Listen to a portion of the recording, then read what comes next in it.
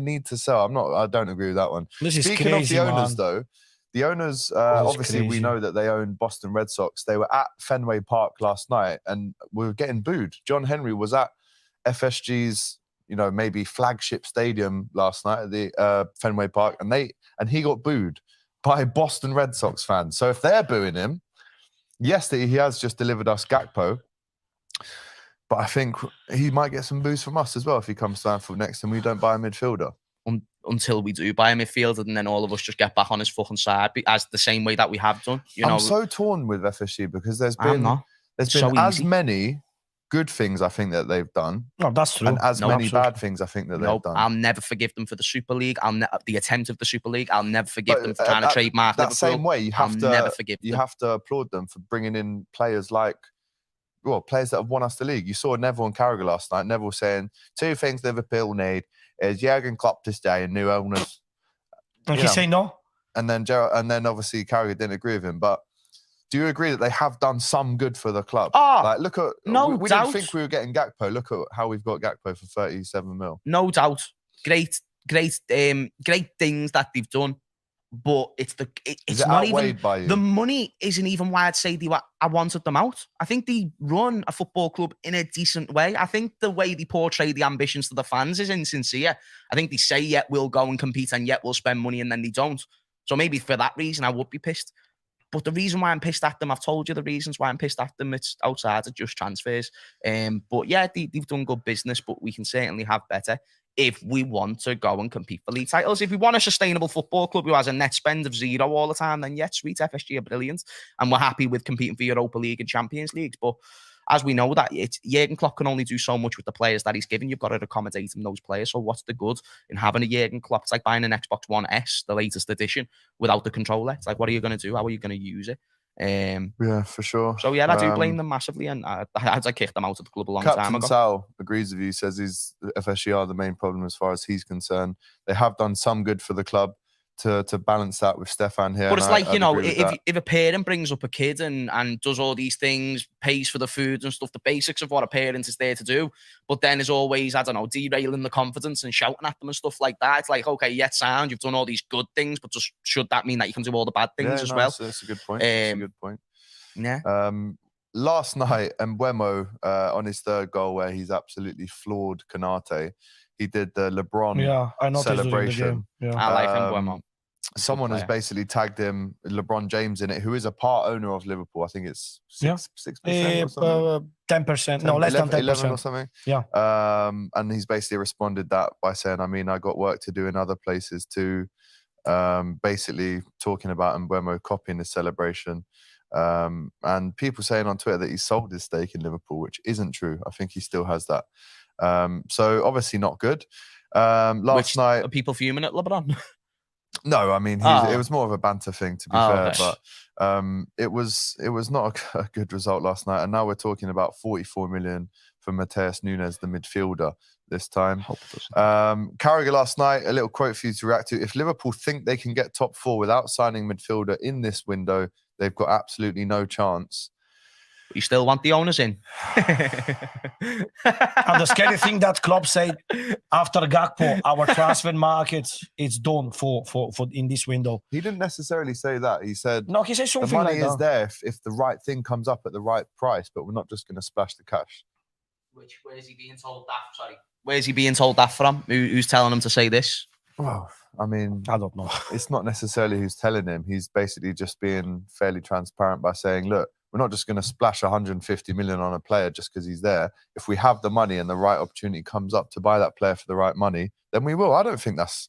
Because we're not getting mugged off. That's the reason why we can get a Gakpo, because we're not out here a United, like a Chelsea, getting mugged off by being so public with their thing. Yeah. We'll just be like, bosh, got one. There you go. If I won the lottery and I owned a mansion and I won loads and loads of millions, I'd give you some. Yeah, no, it's the facts. I'll give you some as well. So do you think I'm a good owner? Yeah. Thank you. Thank you.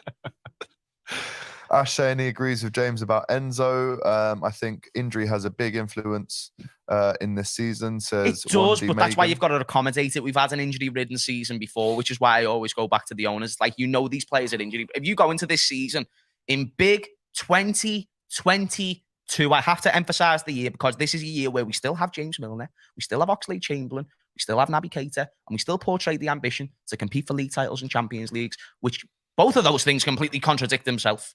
Really, really do. I understand bad transfer decision-making like Nunes and stuff, but all the other stuff of keeping players for too long, bullshit, mate. Absolute bullshit. Ashley saying FSG will never be forgiven for the Super League scandal. I'll always be grateful for the business, stadium and Anfield redevelopment side of their management policy. Now it's time for them to sell. I agree with Ashley. We agree with you. It is time for them to sell, but if you're FSG, you're not just going to sell because everyone wants you to sell. You're going to try and get the maximum out of it in terms of financial gain. Facts. And it's a time thing. I don't think this is going to happen overnight. But then if they come and say, right, well, there's Amrabat for 50 million, there's Caicedo, now what? Then everyone's back on board. 6 more months to be the owners. Everyone forgets about the Super League again. Everyone said the owner should be gone around the Super League. Yeah. Everyone did. Now it's changed. Because football and fans are gold diggers. They see a transfer, they see a new shiny toy. Yes, because now the eyes are going to be pleasured by this new individual, and they like numbers and they like headlines, and it's so easy to manipulate this fan base the same way it's easy to manipulate every other fan base. Looking forward, big game in the FA Cup, which I think becomes even more important after we lost last night. It's another opportunity to win a trophy. Wolves at home, Saturday night, 8 o'clock. Do you think we see Cody Gakpo play in that game? I think now there's a little bit more of a push to see that, if I'm honest. For him to make his debut at least. Yeah. That's the only reason why I'm looking forward to the game. I'm not looking forward to seeing Liverpool play at all at the moment. The football's terrible. It makes me angry. Lack of running, everything just pisses me off. So, yeah, I'm not looking forward to the game particularly. That being said, what I am looking forward to, I suppose, is improvements. And Gakpo could very much be one of those. He could have a good game, and next thing you know, he ends up being a really good option to have in the squad. Could change our season to at least push for top 4. But yeah, mate. Otherwise, besides that, I think Wolves is a tough game. I think they've got good squad balance. I don't think they've been in great form, but form tends to go out the window when you play Liverpool this year.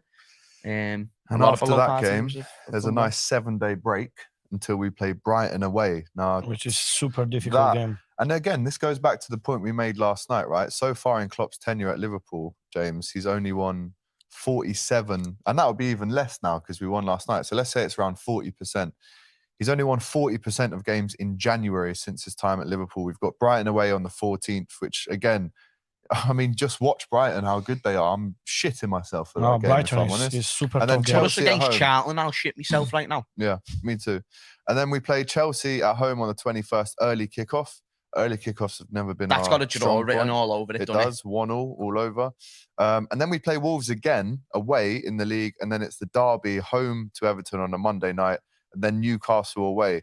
If I'm asking you the question now, in the next 5 league games, Brighton away, Chelsea at home, Wolves away, Everton at home, Newcastle away, 15 points up for grabs, and let us know in the comments as well, how many points do we get in the next 5 league games? I'll ask Mario first and then come to Jay.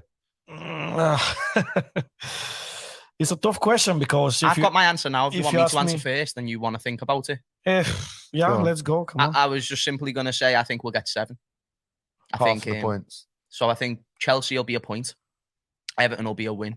What did you say the game was after Everton? We got Brighton away, first. And we got Brighton Chelsea. First. It was Wolves as well, weren't it? Yeah. Wolves, we'll beat Wolves, beat Everton, draw against Chelsea, lose the other 2. So you think we'll lose to Brighton and Newcastle? Yeah. 7? Any better or worse for you? This is horrible. Brighton and Newcastle are horrible teams to play. They are, really are. Horrible even teams. Brighton, I think the most difficult game from that 5 games we've got is the Brighton away. Them or Newcastle for me. Brighton away.